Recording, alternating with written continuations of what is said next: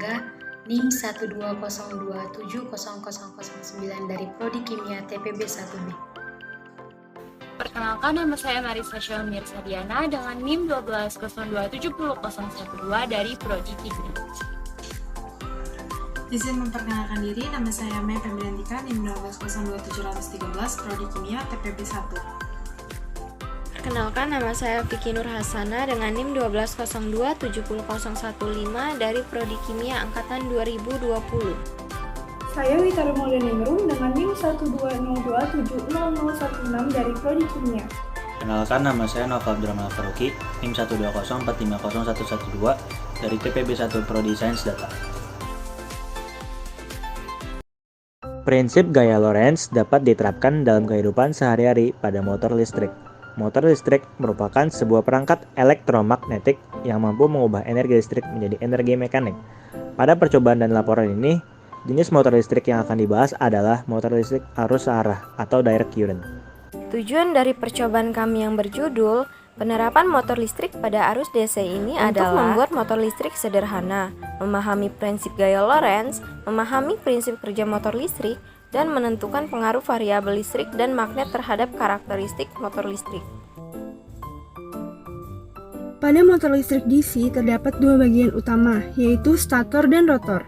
Stator merupakan bagian motor yang tidak berputar, terdiri dari rangka dan kumparan medan, sedangkan rotor merupakan bagian yang berputar, yaitu terdiri dari kumparan jangkar.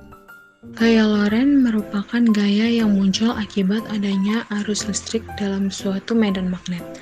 Apabila suatu benda konduktor berada di dalam medan magnet, kemudian benda tersebut dialiri dengan arus listrik, maka akan ada suatu gaya yang mampu menggerakkan benda tersebut. Gaya inilah yang disebut sebagai gaya Lorentz. Arah gaya Lorentz selalu tegak lurus terhadap kuat arus dan medan magnetik. Secara matematis, gaya Lorentz dapat didefinisikan melalui persamaan F sama dengan B kali I kali L sin theta. Dengan F merupakan gaya Lorentz dengan satuan Newton, B merupakan medan magnetik dengan satuan Tesla, I merupakan kuat arus listrik dengan satuan ampere, L merupakan panjang kawat penghantar dengan satuan meter, dan theta merupakan sudut antara arah arus listrik dan arah medan magnetik.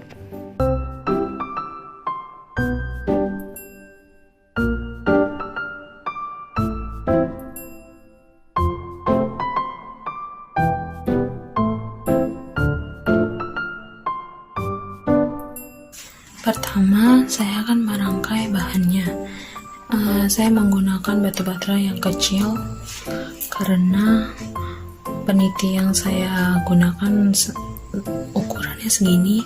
Jika dia menggunakan batu bata yang besar, dia jaraknya akan sangat sedikit. Baik, pertama penitinya saya kaitkan di sini menggunakan selotip.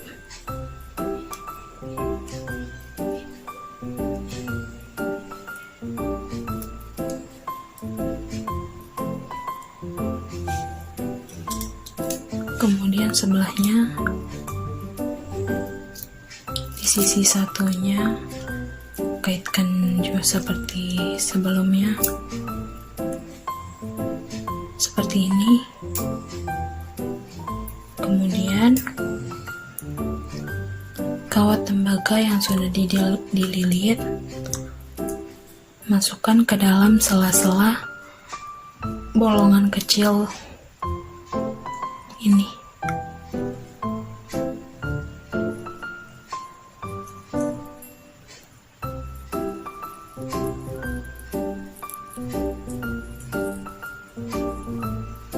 Nah, dia akan jadi seperti ini. Kuat arus listrik mengalir dari kutub positif ke kutub negatif, sedangkan elektron mengalir dari kutub negatif ke kutub positif. Jika kawat yang dialiri listrik tersebut berputar, maka terjadi tolak-menolak antara kawat dengan medan magnet.